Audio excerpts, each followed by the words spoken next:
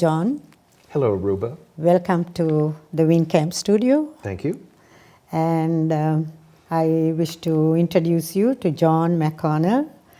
He's an architect as well as a painter. He has some beautiful paintings, and he's a Winchester resident. So I will allow John to introduce himself a little bit about himself. Thank you. You already have done a very good job of that.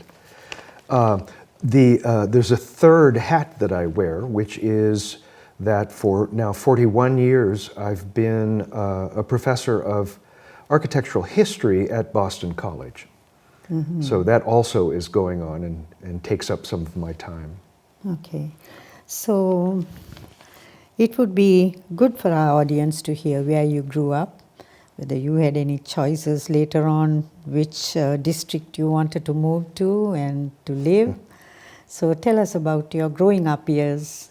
Growing up was mostly in Michigan.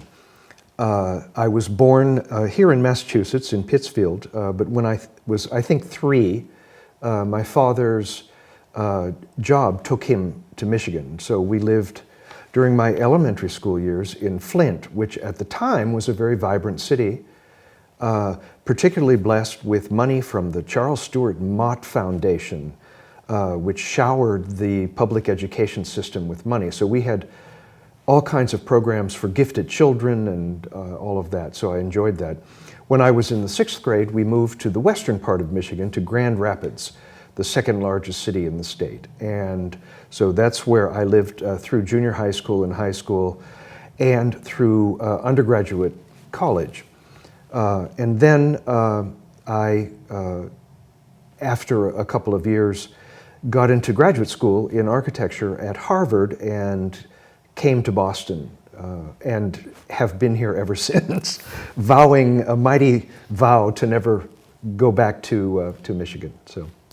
So that's what made you move to I came here, yes. Well, and also because of our family connection to New England, we would come on vacation frequently to Cape Cod or Maine or various parts of New England. So it wasn't an unfamiliar place at all. I see. And I always knew that I was born here, which made me different from all of my classmates in Michigan. They always accused me of having an accent. Oh, the New England accent? Well, no, just an accent. I don't know what kind. When in fact, there is a Michigan accent that I did not have. So, So now you have both? Now, yes, and of course, if I need to, I can do a Boston accent as well. So, since you told us that you have 3 hats, the first 2 was architecture. Yes. Followed with your painting. Yes. So, at what time of your age, when you were a student or in college, did you become interested in architecture? How did you create that feeling of being interested in architecture? Well, as I recall, it was from quite an early age. I do remember that in high school, actually maybe even earlier, we would from time to time take aptitude tests in school that was designed to let us know what we would be good at. And it always said art and architecture. Those were the results of all those tests. But then, on the other hand, I had a high school guidance counselor who said, well, architecture is all mathematics and you hate math. You're terrible at it, which is true. And I said, oh, how disappointing. I said, I always thought that was what I was going to do.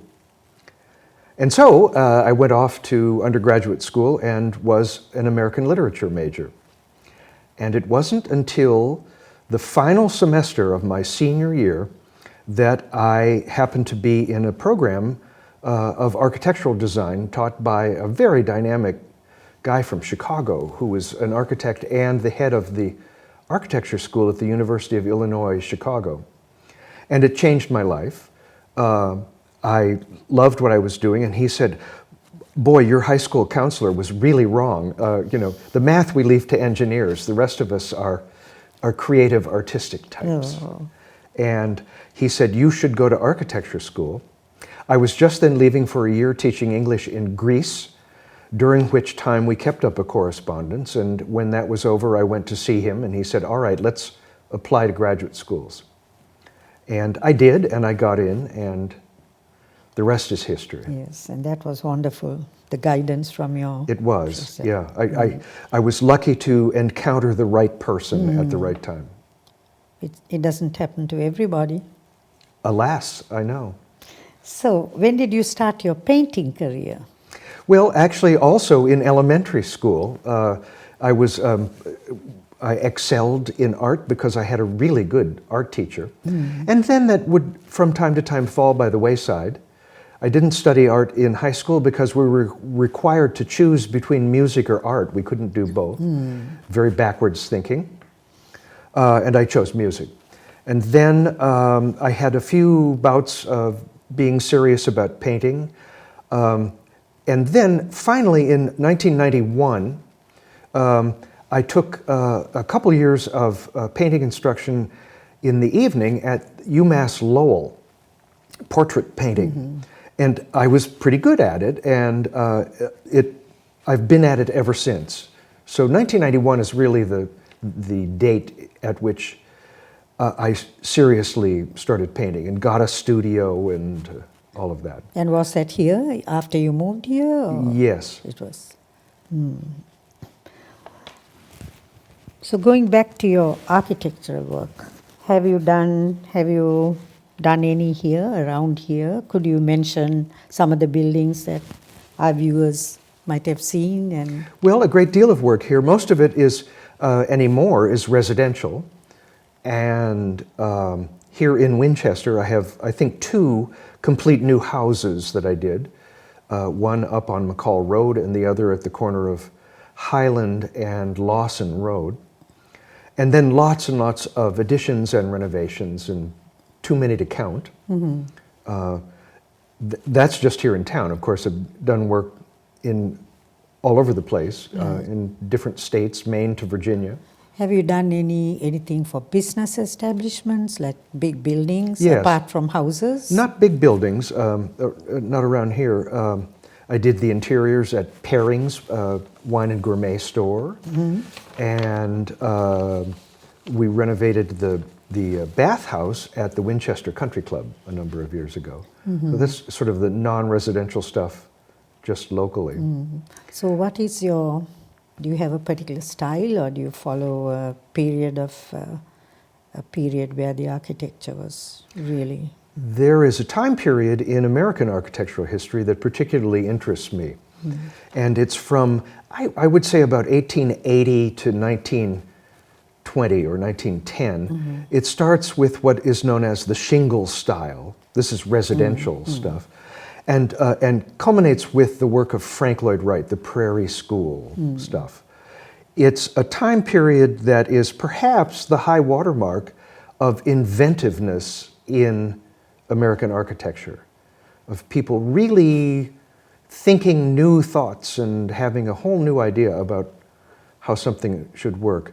And one of the characteristics of that time period in the design of houses was the development of what Frank Lloyd Wright called the open plan, in which a house wasn't just a big box with a lot of little boxes inside, but a more intricate and interesting sequence of spaces that would move from one to the other, and views from within the house and all of that. So the architecture outside can reflect the inside too. Do you have like awnings, like pillars, and Absolutely. When architecture is good, it does that. It can tell you from the outside what to expect when you get inside. By the way that the walls are manipulated, or the volumes are placed in such a way that you can read, you can infer an order of space on the inside of the house. And then, in addition to that, that's something that's terribly wrong with the way that most of the houses being built today are built, including here in town, which is a complete disconnect between the exterior and the What you interior, see. builders seem to think that if they put a number of forward-facing gables crashing together on the front of the house, that's desirable. And then the insides are kind of like barns. They're just Yes. big amorphous spaces where you live and cook and watch TV all as sort of in the same big room. So there's actually sometimes a conflict with the outside facade and what you see inside. Yeah. If they don't go with the architecture of the outside matching what is inside. Yes. And then too, we live in a time when homeowners' tastes are more influenced by television networks, House and Garden, for example, which very largely cater to kind of realtor ideas of what a house ought to be, and really don't have many architects on the program. Right. So there's that kind of popular culture that's not exactly elevating at the same time. I didn't always do house design. After I was in school, I worked for a few firms and was doing institutional stuff.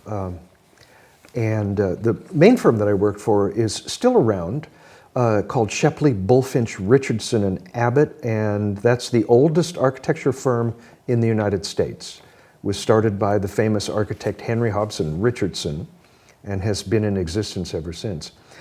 The most enjoyable thing I did there was, for 2 years, was the complete renovation of the interior of the Old South Church at Copley Square. Oh. And I got to use my historical knowledge as well as my professional knowledge in that. So it's a big Victorian building that we brought back to life.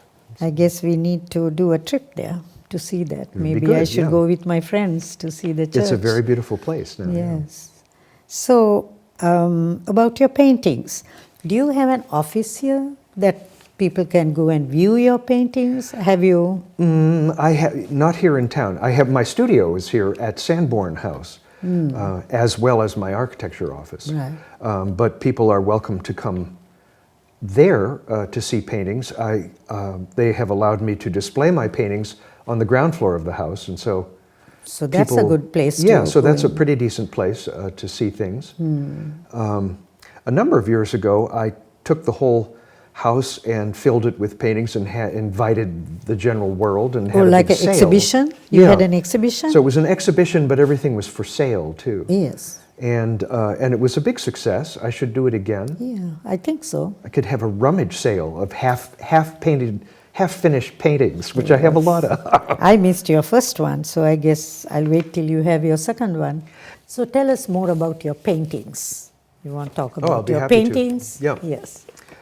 After I took 2 years of studying portraiture with a teacher at UMass Lowell, I was down on Newbury Street at the Guild of Boston Artists, and there was a one-man show going on. So I went in to see what it was, and I fell on the floor in rapture. It was so beautiful. These were landscape paintings I see. by a guy named Dennis Sheehan, who is still very much active and is painting up in Manchester, New Hampshire, and ended up studying with him for a number of years. And so my style and my taste in painting is largely owing to his influence. And he is an example, a modern example of a school of painting known as tonalism. Tonalism is very different from Impressionism, both in the technique of how you put paint on a canvas, but also in the subject matter. Impressionists want to capture the sparkle of light on daily activity in the city or something like that. And tonalism is more poetic. It usually takes place at the beginning or the end of the day, or perhaps during a storm or something like that. There's usually a sky mood associated with it. And then the word tonalism comes from the fact that it's a limited palette of colors. There's generally one color or hue that dominates everything. If it's a sunset, it may be a yellow-orange glow to things, that kind of stuff. And the subject matter is usually landscape, usually almost universal landscape. It's not you don't usually depict actual places and all of that. And so that's sort of, that characterizes the way I paint. Mm-hmm. I did recently a series of lectures at the Jenks Center on critical moments in the history of American art and architecture. There are 4 that I chose. Mm-hmm. And the second to the last one was around the turn of the 20th century, which was a kind of battle of the bands between tonalist painters and impressionist painters in America. And I took a lot of time to try and explain what the difference between the two is and all of that. So that was interesting. So that's another sort of pretty big area of interest of mine, is the history of art in this country, of painting particularly. And so I've done a number of lectures that way. In fact, I lecture a reasonable amount of time around. Recently I did, at one of my clubs, the St. Botolph Club in the Back Bay, a lecture on the architecture of Thomas Jefferson, my hero, in conjunction with a big show of his drawings and papers that was at the Massachusetts Historical Society. They have all of his papers, believe it or not. They're not in Virginia. So anyway, and that was a great deal of fun also. So. Yes. So you were able to see all that. And yeah, absolutely, yeah. so do you, in your work with architecture, do you find enough time? Do you feel in your heart you have enough time for your painting? What happens when you, I know artists suddenly get this urge, they want to paint. Then what happens? Do you stop your other job and then get onto your painting? Well, no. When the architectural commissions take priority over everything else. You have to finish your job in a particular time. Absolutely, yeah. And I'm in one of those situations now, which is fine. I mean, yeah. I'm doing work, but I'm not painting, and I always wish that I were painting. It's my problem. It's not imposed on me. I could easily say, okay, I'm now retired from being an architect, and I will just paint. But whenever the phone rings and there's a commission there, you don't say no. No, So, you like to. So onward and Yes, upward, yeah. yes. But the day will come with my current commission will be done, and Yes. and I will go back to the easel. Right. So you haven't told us anything about, have you been very successful in selling your paintings? Tell us about that. Yes, up to the limit of my own fairly modest marketing efforts. I need to get into more galleries. I have a few, the most important of which is up in Kennebunkport, Maine. The Mast Cove Gallery, which is owned by a wonderful woman named Jean Briggs. But she's been doing this 40 years. She's in her mid-80s and hopes to retire soon. And so that's sort of bad news for me, although she may find someone to take over. Right. I don't know. But she has been fairly active in selling paintings, so, including really recently. Right. The ones that you have at Sanborn House, Yeah. have you been successful in selling any paintings? No, I actually don't even put prices on them. And see. of course, I think most people attending a party or a wedding reception or something like that up there aren't there to buy paintings. So Yeah, but still, do you number them so that if they like something, they can ask have you name whether... tags on them, yeah. Yeah, so they Yeah. can ask you. I mean, do you have a little handout, something, I please? have business cards that I can put So they out, can yeah. call you and Yeah. ask you. Yeah, I should be more diligent. Yes, You're you right should. in doing you that. should Yeah. do something so people, it's not like just having an exhibition, but just for them to walk in and see and walk out. But they should know that they can even buy if they like to, whether they are up there for a wedding or a party, or they can I need still to buy. hire you as my marketing manager. Yeah, why not? I'll do that for you. Excellent. So, anything more you would like to say about your... Only just that I am happy that my life is divided into more than thirds here intellectually, so that no one thing ever becomes boring. And that's, I think, the best part of all of this is having the ability to pander to a number of interests that I have. And you're teaching too. Yes. Not only do you have your work, your architectural work, then your painting, but you're lecturing too at the same Yep. time. One of the most gratifying things in my life now is the teaching. That's something that I have always enjoyed, but as the years go by, dealing with the same subject matter year after year after year, but every year it changes a little bit. I have a new idea about things.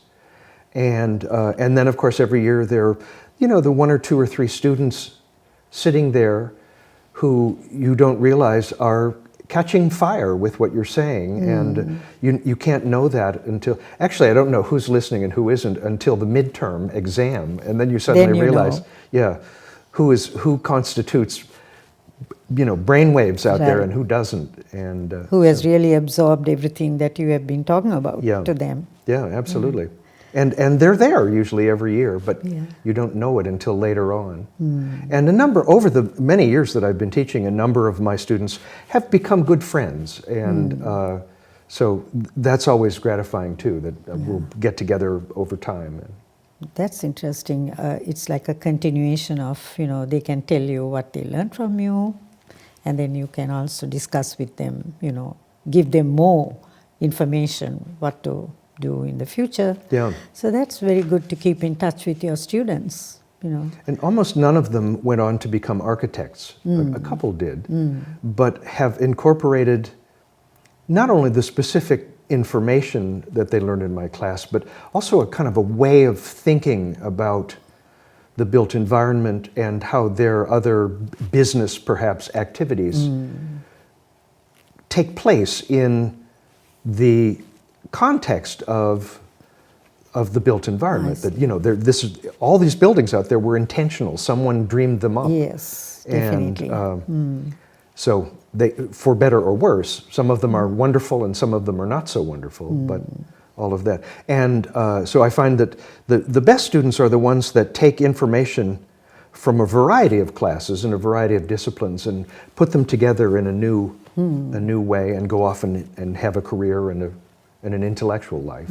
So you actually triggered off something in their mind to, but then it comes back to me. I get to see what they or hear. Absolutely, hear what they have to say as adults. So before we end our interview, would you like to talk about and tell our viewers anything more that we have missed out or I hadn't asked you? Would you like to tell them something? I don't know. There's any number of things. And from time to time, I've participated in doing books. I have 3 or 4 publications that I have contributed to. Not the entire book. Most of them are photographic books, but that have a big essay. I did one a number of years ago on Superior Courthouse buildings in Massachusetts.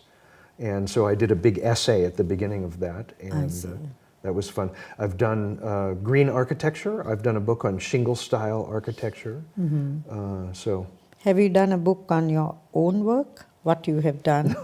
No. That's important. I haven't. Yes, you should do that so that when you give it out like a handout or something for people who breeze into your...